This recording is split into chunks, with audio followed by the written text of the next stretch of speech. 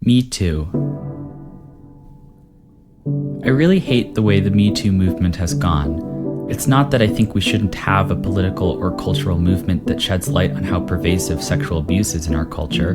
I'm very aware of and disturbed by how violent and broken our sex culture is, and I would love it if we could work towards addressing that. I hate the way the Me Too movement has gone because it's failing to do the thing I want it to, and I think in its current form, the Me Too movement is actually harmful. I believe women when they come forward with stories of sexual abuse or misconduct. I think our society and culture is very abusive towards women. Misogynistic thinking is so deeply baked into the fabric of our culture that it's inescapable. Sexual abuse and sexual misconduct and sexual violence are all so common that to doubt someone's story of sexual misconduct is like doubting someone telling you they looked at the sky today. Why would you doubt that? It is genuinely harder to imagine a world where people make that kind of thing up than it is to believe that it's true. I believe Rose McGowan's claim that the director Alexander Payne had sex with her when she was only 15 and he was in his 20s. That's statutory rape. I believe her because her recollection of the events is vivid and specific. I believe her because she was one of the first people to come forward about Harvey Weinstein, and many other women have since corroborated how monstrous he is. I believe her because when she made the accusation, she said specifically that she just wants an acknowledgement and an apology, and that she does not want to destroy his career or public image. I believe her because we live in a very broken sex culture, and I tend to believe anyone who comes forward with stories of sexual misconduct. But she didn't get the acknowledgement and apology she asked for. She didn't get the acknowledgement and apology I think she deserves. Instead, Alexander Payne made a statement denying that it ever could have possibly happened, and now Rose McGowan is very mad at him. I said I don't want to destroy. Now I do. Why do these men always lie? She asks. I know perfectly well why Alexander Payne lied about committing statutory rape. He wanted to direct The Holdovers, and men who admit to have a difficult time finding work in Hollywood. It's a selfish reason to deny sexual misconduct, but I think anyone can understand the motivation. And to me, this situation is tragic and infuriating. Nobody seems to care that Rose McGowan claims that Alexander Payne committed sexual misconduct. She came out with these allegations 5 years ago, and it's had no discernible effect on his career whatsoever. Just last year, The Holdovers was nominated for 5 Oscars.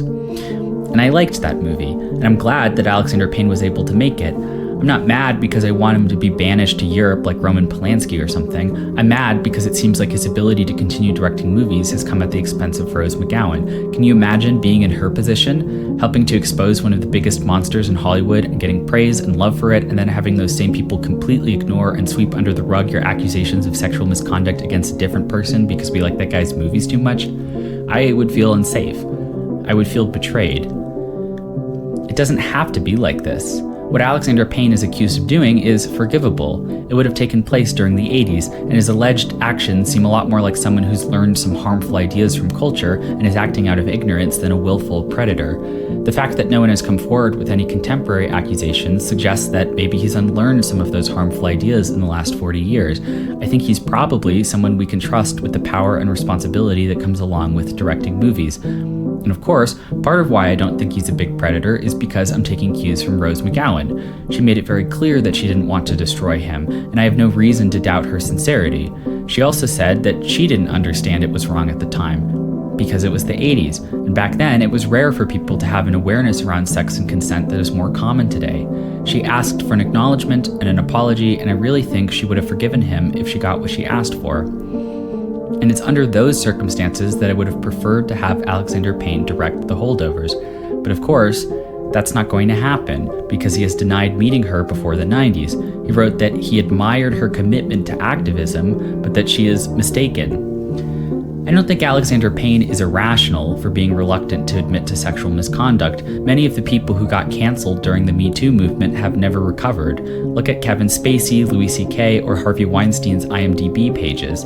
It's very obvious something happened to their careers in 2017 which they've never recovered from. I've heard some people say that cancel culture isn't real, and I've always found that to be a confusing sentiment. If cancel culture isn't real, then how come I haven't seen Kevin Spacey in any movies or TV shows since he got accused of sexual misconduct in 2017? You expect me to believe that he voluntarily left House of Cards? I think what people are getting at when they say that cancel culture isn't real is that there are some people who don't disappear even after they're accused of heinous crimes. Donald Trump has been accused of and other sex crimes by numerous women, and it's easy to believe that there's some truth to these accusations on account of him being caught on tape bragging about sexually assaulting people, and Donald Trump is currently the President of the United States. Brett Kavanaugh was also accused of, and that didn't stop him from becoming a justice of the Supreme Court. Elon Musk allegedly showed his to a flight attendant and then tried to bribe her with a horse, and I still have to see his ugly face on the news constantly. Cancel culture is real, but it never seems to impact the people who would actually like to see get canceled. I hate Brett Kavanaugh, Donald Trump, and Elon Musk. I would hate them even if they were never accused of sexual misconduct, because they are evil men with fascistic agendas who are actively making my life and the lives of people I love worse. It would be nice if the fact that they're accused of sex crimes made them go away. How am I expected to not feel angry at this situation? I liked seeing Kevin Spacey in the movies. I liked Louis C.K.'s weird TV show. I thought Pixar was better when John Lasseter was in charge, and Rick and Morty was more charming before Justin Roiland was booted. It feels like the MeToo movement is taking something away from me, cutting artists who I admire careers short. It's like they've died, but in some ways it's even worse. I can still watch old Robin Williams films and feel warm and fuzzy, but it's kind of hard to watch Annie Hall these days. It's not that I want sexual predators running around making movies, it's just that I wish that the powerful and elite would be held to the same standard. The Me Too movement was going after people like Harvey Weinstein and Louis C.K. in 2017. 2019 was the year that I learned Jeffrey Epstein owned a private island where he was allegedly prostituting underage girls out to people like Prince Andrew and Donald Trump. And then the second he got caught, he died in a manner some people have characterized as suspicious. And it seems increasingly apparent that people like Bill Clinton and Bill Gates are rich and powerful enough to not only have access to forms of systemic sexual exploitation regular people can only imagine, but access to enough power and influence to avoid ever facing any repercussions whatsoever for their alleged involvement with the aforementioned systemic sex abuse. We will never know what happened on Epstein's private sex abuse island, because even though he reportedly videotaped many sex crimes, those tapes mysteriously vanished along with his life, and we are left having to speculate as to why someone like Bill Clinton appears on the Lolita Express flight logs over 20 times. I don't believe in trickle-down economics, but I do believe in trickle-down culture. I think the way that people in positions of power and authority act has a profound influence on the way the people beneath them act. Hollywood celebrities have a lot of power and influence, and so holding them to account isn't just important on an individual level, but it's important to the culture. It models to the rest of us that we should be careful and intentional with how we engage in sexual dynamics. And all of that made sense back in 2017, but now that we know about the sex abuse island for the rich and powerful, something very different is being modeled. Celebrities are actually not all that powerful when compared to billionaires or the political elite. They are in movies and TV shows because people much richer and more powerful than them are willing to write their checks, and the second it becomes even slightly inconvenient to keep them in movies and TV shows, they get cut loose. And so the thing that's actually being modeled to me is that the people who make art whose impact on my life has been nothing but positive are held to a standard that these ghoulish assholes with money don't even pretend to hold themselves to. And I'm expected to feel grateful when the freaks with money banish the artists and take away their ability to bring me joy, because to feel anything but grateful is to endorse the sexual misconduct the artists are accused of. Sarah Silverman was friends with Louis C.K. before either of them were famous or popular. She claims that he used to ask to masturbate in front of her, and she would sometimes say, "Yeah, I want to see that." She says, "It was amazing." Maybe you're someone who doesn't like to watch men masturbate, but Sarah Silverman is not a victim. They were equals, they were friends, it was consensual, and she has made it very clear that she doesn't feel victimized. For a while, after Louis C.K. became famous and influential, he continued to ask women to watch him masturbate. When his co-worker Rebecca Corey said no, he respected her answer. When the comedy duo Donovan Goodman and Julia Wolof gave him a sarcastic thumbs up, he took that as a license to get naked and masturbate to orgasm in front of two women he had only just met. 2005 is the last year anyone has accused him of any wrongdoing, and in the 2010s he started privately writing women apologies, including an apology to Rebecca Corey, who again said no, and as far as the reporting goes, he respected that answer and didn't bring it up again until the apology.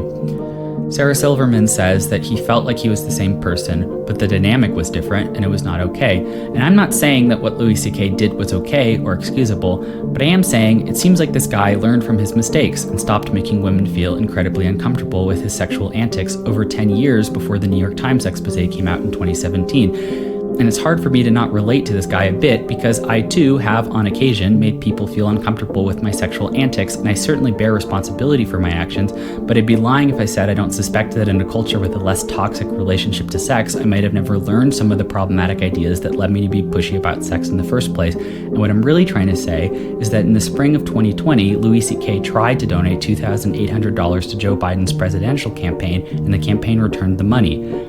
And it feels like the rich and the powerful are rubbing it in our faces, because despite the liberal media's attempt to paint the woman who accused Joe Biden of forcibly sticking his fingers up her as crazy or politically motivated, I believe her, because Joe Biden is an 82-year-old white guy who's constantly sniffing people's hair on TV, and victims of sexual assault often act in weird and illogical ways, and the same media outlets who were painting Tara Reade as crazy were also telling me Joe Biden was mentally fit for office, despite the fact that he often forgot what state he was in, and in at least one case, what he was campaigning for, and it kind of comes off like the media outlets who were telling me this guy was mentally fit for office were hell-bent on getting him elected despite whatever facts arose that inconvenienced that agenda, and I wouldn't put it past them to be uncharitable in their treatment of Tara Reade.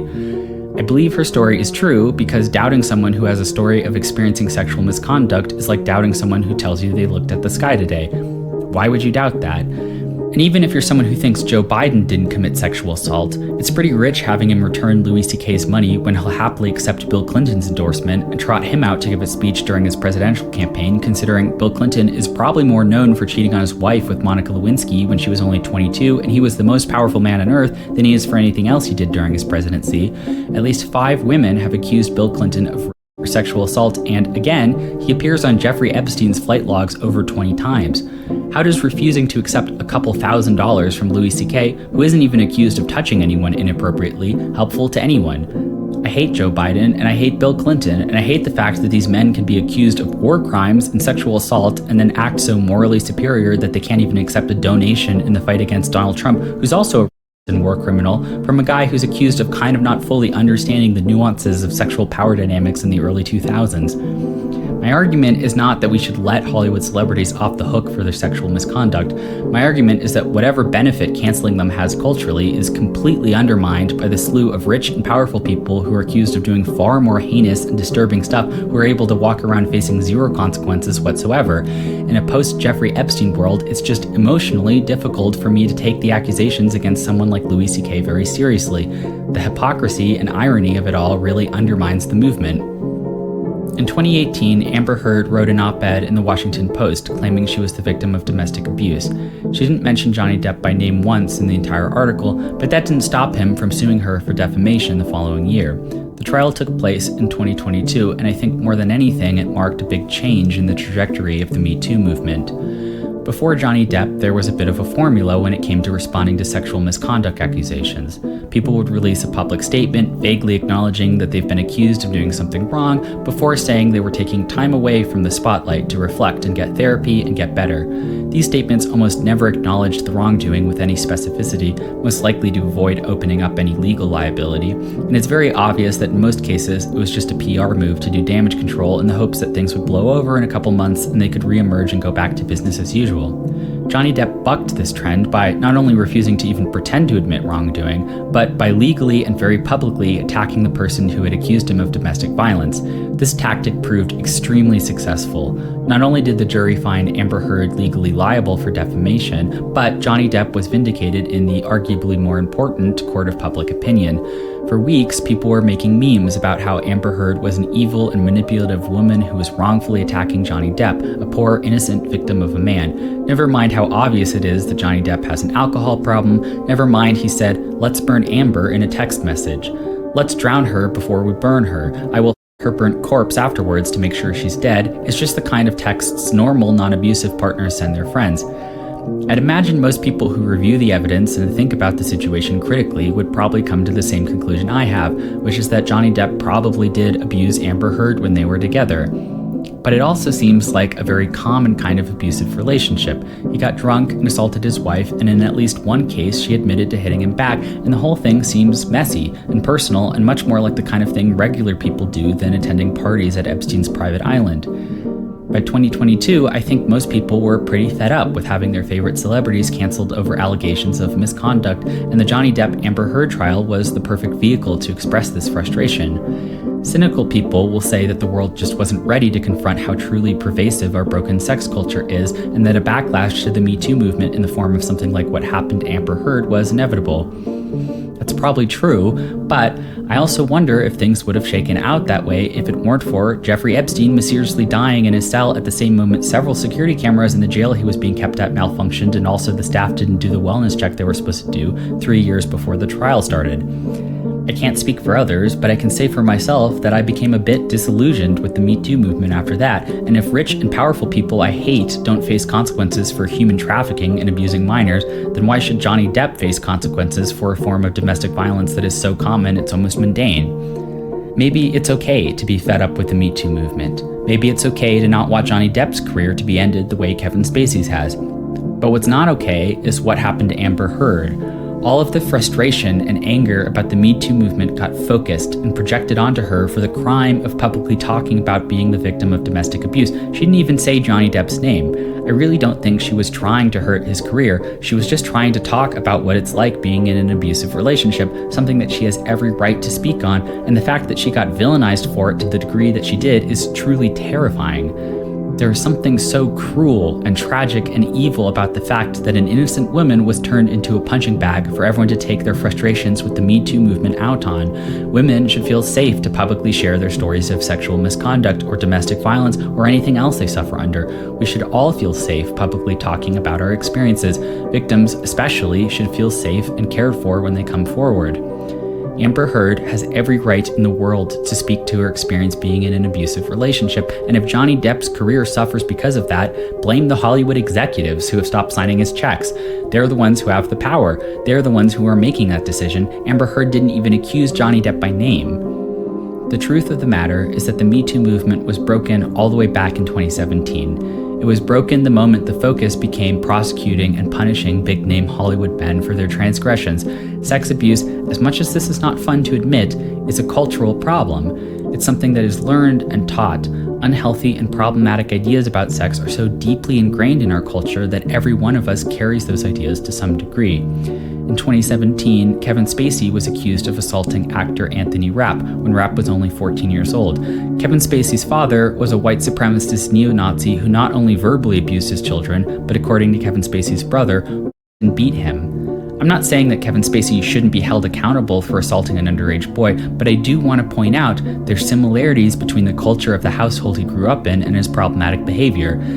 Maybe Kevin Spacey is an evil person, but it also seems like somebody taught him how to be evil, and getting rid of Kevin Spacey without getting rid of the culture that produced him will not solve this problem. Actress Asia Argento was one of the first women who came forward about her experience being sexually abused by Harvey Weinstein in 2017. She didn't just help by telling her story, she helped share the stories of over 100 women with similar experiences. She used her platform to help make visible to the world just how big of a monster Harvey Weinstein was. And then, in 2018, it came out that she allegedly had sex with actor Jimmy Bennett when he was still a minor. I believe Asia Argento committed statutory rape. She apparently gave him alcohol and pushed him back on the bed and started having sex with him when he was just barely 17 years old and she was 10 years his senior, and it does not seem like he wanted it.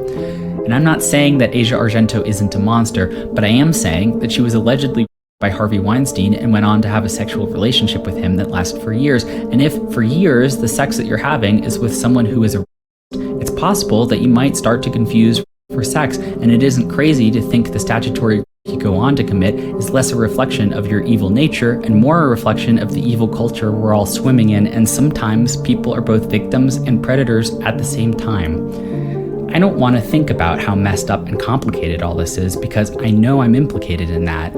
I know that I have messed up and broken ideas about sex, and I know that I'm capable of bringing that brokenness into my sex life and hurting people I love, and that is so difficult and painful to look at that I'd rather believe anything else. And it's very easy and convenient to believe that a few men are born evil and the cause of all things bad. If I recognize some part of myself in them and feel uncomfortable, I can tell myself the discomfort I feel is something they are creating, and it's due to their wickedness. I can project my own brokenness onto them. I want to round up all these evil men and punish them for what they've done. I want to make them symbols of the evil acts they've committed. I want to take away their money and fame and fortune, and I want it to hurt them because they did something bad, and maybe if they suffer enough, their pain will balance out the pain they've caused, and that will be justice.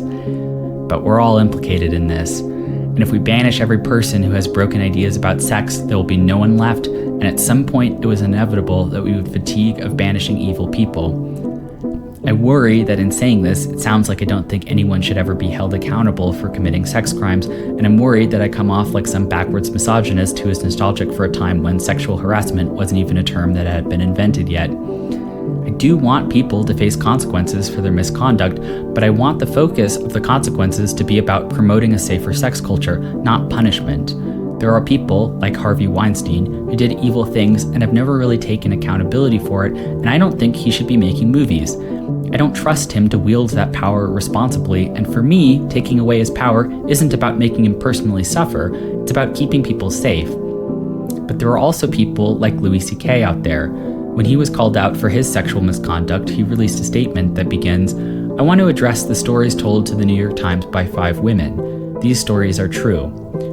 I encourage you to read his statement and draw your own conclusions. To me, it comes off like someone who is willing to take accountability. Kevin Spacey started his statement by saying he doesn't remember what happened and then pivots to coming out as gay. Harvey Weinstein starts his statement by saying he came of age in the 60s and 70s when all the rules were different, and then pivots to saying he's going to give the National Rifle Association his full attention. Most of the time, people's statements are bizarre and vague and leave something to be desired. It is extraordinarily rare for men who are accused of misconduct to admit point blank that the accusations are true. Maybe that's not enough, but it's a start. If I was in Alexander Payne's position, accused of statutory rape, and I looked at how things had gone the past couple of years, I would deny it. Johnny Depp denied committing domestic abuse, and now he's the face of a cologne. Joe Biden denied committing sexual assault, and he got to be president. Louis C.K. admitted fault, and he wasn't even allowed to donate money to the Joe Biden campaign. I think that maybe people are afraid to critically re-examine the way the MeToo movement went. I think nobody wants to be the guy arguing that maybe MeToo went too far, or express feelings of anger or frustration about things have gone. It comes off like you disagree with the intent of the movement, like you don't want to create a safer sex culture, like you don't want to support victims, like you don't want abusers to face consequences. But I worry that what we've done instead is much worse. It feels like no one wants to admit that they have issues with how the MeToo movement went, but people are still allowing their unhappiness with the movement to motivate their actions. And now what's happening is that when people get called out, we all bury our heads in the sand and pretend that it's not happening because that seems to be the only way we avoid canceling our favorite celebrities. Brad Pitt has been accused of domestic violence. Bill Murray and Morgan Freeman have both been accused of sexual misconduct.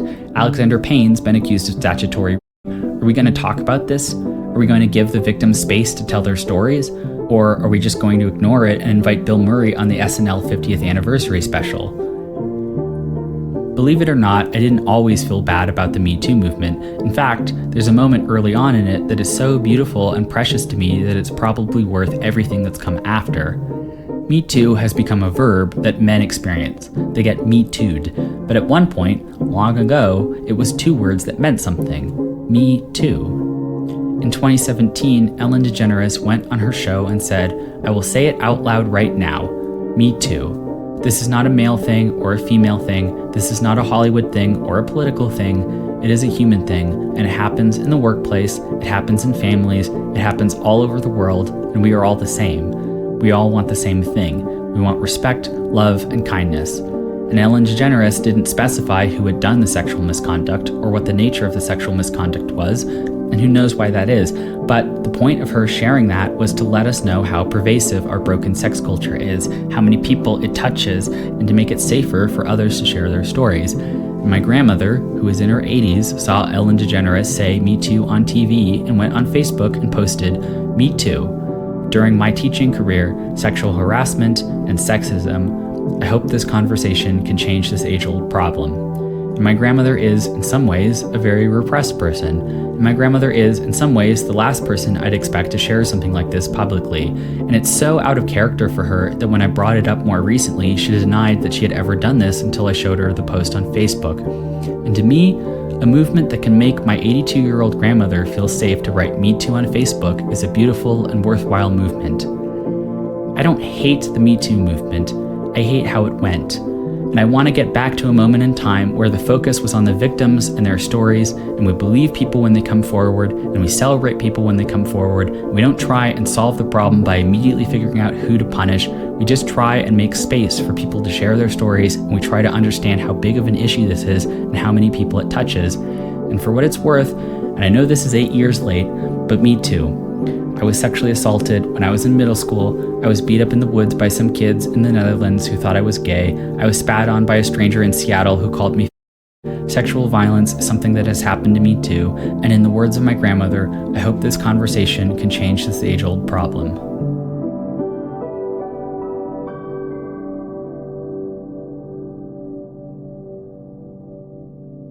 Hey guys, thanks for watching. If you liked this video and you want to support me, consider joining my Patreon.